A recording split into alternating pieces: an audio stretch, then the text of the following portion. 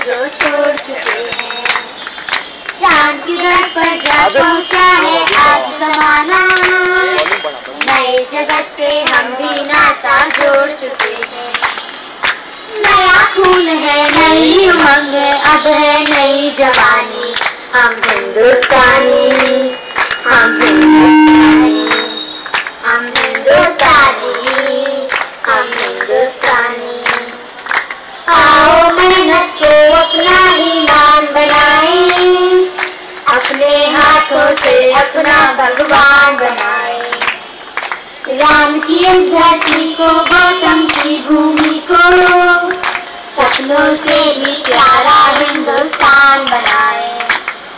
नया खून है, नई उमंग है, अब है नई जवानी। हम हिंदुस्तानी, हम हिंदुस्तानी, हम हिंदुस्तानी, हम हिंदुस्तानी। भारत माता की। थोड़ा प्रवाह से विरुद्ध तो नहीं कहेंगे, प्रवाह को और प्रवाहमान करने के लिए आज मैं अपना कुछ विचार सबके समक्ष प्रस्तुत करना चाहता हूं। हम अपने भारत को किस तरह से देखते हैं या कितना समृद्ध देखते हैं? भ्रष्टाचार मुक्त भारत, समता हो जिस भारत में, जहां पर सुख हो, जहां सुजला सुफला मलयज शीतला शस्य श्यामला, ऐसा भारत हो। हम किस भारत की कल्पना करते हैं?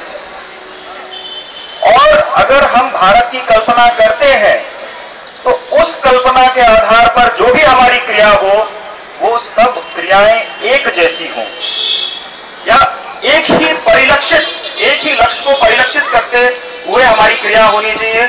वो फिर चाहे कोई आंदोलन हो या कोई एक संगठन या राजनीतिक पार्टी का भी उद्देश्य भले ले लें। कि हमारा लक्ष्य क्या है, हमारे देश का लक्ष्य क्या है, ये सबसे पहले क्लियर होना चाहिए। क्या हमारे देश का लक्ष्य केवल भ्रष्टाचार उन्मूलन रह गया है क्या, या केवल भेदभाव को दूर करना या अशिक्षा को दूर करना? इसके लिए कुछ समय पहले मैं भाषण सुन रहा था तो एक सज्जन बोल रहे थे कि भारत का हर एक राष्ट्र का अपना एक स्वभाव होता है, तो भारत का भी एक स्वभाव है। मैं उस स्वभाव को ध्यान देने की बात कह रहा हूं कि हमको किस भारत की हम कल्पना कर रहे हैं, उस भारत के हिसाब से अपने भारत के स्वभाव को जान करके हमें हर कार्य करना है। भले वो फिर कोई एक आंदोलन हो या अन्य आंदोलन हो, हम सब लोगों का लक्ष्य एक होना चाहिए, हम लोगों का परम लक्ष्य एक होना चाहिए। भारत समृद्ध, पूर्ण, सुखद, आनंददायक, समता और प्रॉस्परस हो, समृद्ध हो, जहां आनंद हो, खुशहाली हो।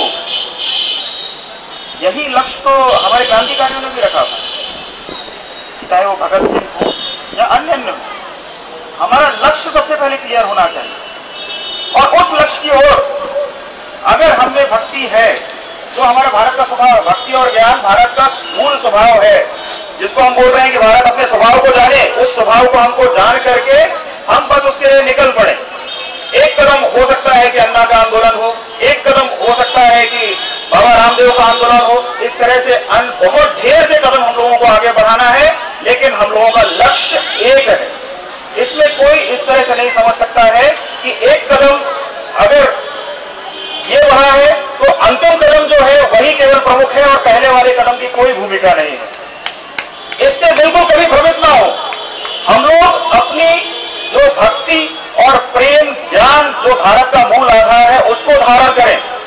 इससे अपने आप को विभक्त ना करें कि जो इधर पे आ रहा है वही राष्ट्रभक्त है, जो इधर पे आकर के नारे लगा पा रहा है केवल वही राष्ट्रभक्त है।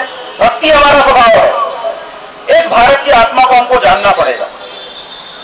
इसमें हम किसी को नकार नहीं सकते हैं कि तू विशेष दल का है या तू ये फलाना दल क्रेडिट ले जाएगा हमारे आंदोलन का।